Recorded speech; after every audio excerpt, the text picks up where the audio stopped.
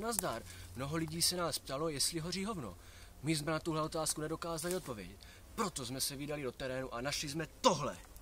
Sami se podívejte, co to je. Ano, je to hovno.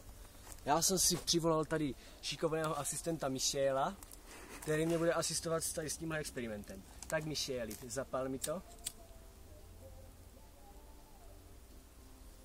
Ještě jednou. Drž to tam. Hodina pravdy. Wow. Viděli jste to? No tak to je neuvěřitelné, ale. To je neuvěřitelné. Podívejte se, jak krásně hoří. Ano. A jaké teplo z něho jde.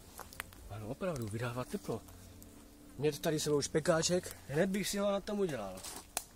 Výtečné. Tak, mýtus potvrzen. Hovno hoří.